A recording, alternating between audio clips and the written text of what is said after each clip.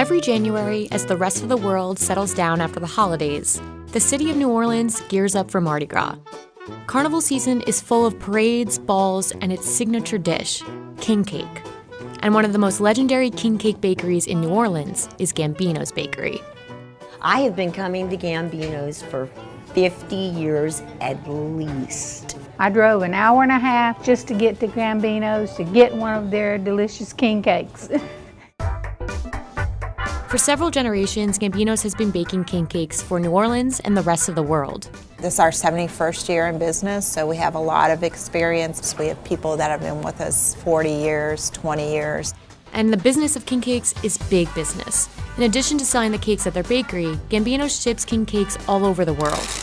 Doing a little 700-800 a day, which is a pretty good amount for a place building this size. We probably make about 100,000 during Carnival season. So what exactly is a king cake, and how is it made in New Orleans? It's a sweet Danish dough. There's cinnamon in it, the traditional cinnamon. It's made from scratch every day. So we start out in the morning by making fresh dough. We mix it, we chop it up on the table, and then we give it a moment to rest, and we start the processing it. I think it arrived from the cinnamon roll, and it just expanded from there. Well, instead of making a dough and cutting it off, making a little sweet roll, let's stretch it out. Let's stretch it out and make a loop out of it. I don't know where it originated from, but this is what it ended up being. In NOLA, the cake fits right in with Mardi Gras tradition. So it has the traditional 3 colors, the green, purple, and gold, and it's faith, justice, and power. Generations of children have been raised in New Orleans eating cakes during Carnival season. As soon as we get weaned off of the bottle, I mean, that's pretty much, the next thing to go in your hand. It just is. It just is. Sharing king cake was a tradition long before New Orleans became a city. The cake's name comes from a biblical story of the 3 wise men visiting baby Jesus on the 12th night, or King's Day, celebrated on January 6th. Today, king cake is available between King's Day and Mardi Gras Day, the day before Lent begins. The origin of the king cake itself varies on who you ask, but is most commonly believed to have started in France or Spain and was popularized during the Middle Ages. While king cake might not have been invented in New Orleans, bakeries across the city like Gambino's have perfected it.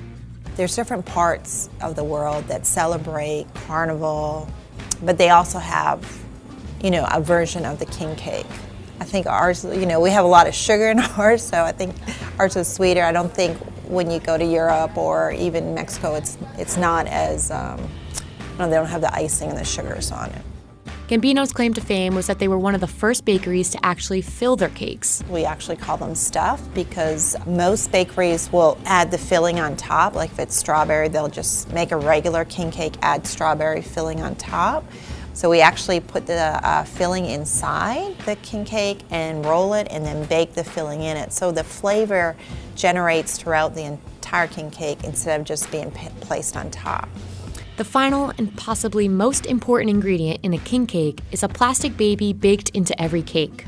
So the baby originally, was supposed to be like baby Jesus, but basically it symbolizes like health, prosperity, you're the king, it's like the grand prize in the cake.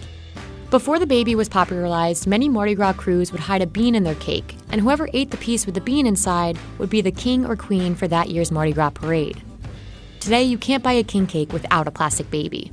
I remember getting the baby a couple of times when I was a little kid, at school. And it was like, oh, that was popularity gold. That was pretty cool.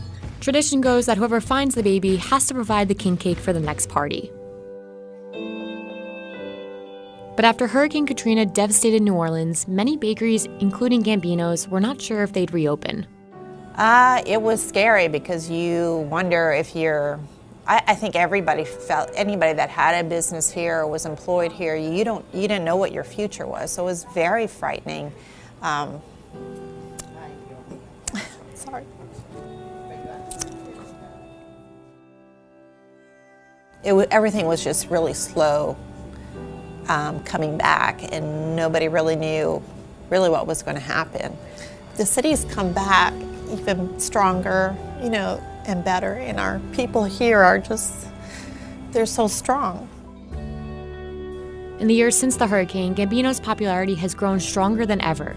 Some of the bakery's most loyal customers are former New Orleans residents who didn't come back to the city after Katrina, so they have Gambino's king cakes shipped to them wherever they are in the world. You have to live every day to the fullest because we just don't know what's going to happen. And I think that's why we celebrate so big here. I think that's what makes this place so unique to anywhere else, because we just have this, joie de vivre, that we love life and we love our culture and we just want it to keep going. And it's just kind of something to bring people together for, a celebration, which we like to do in New Orleans.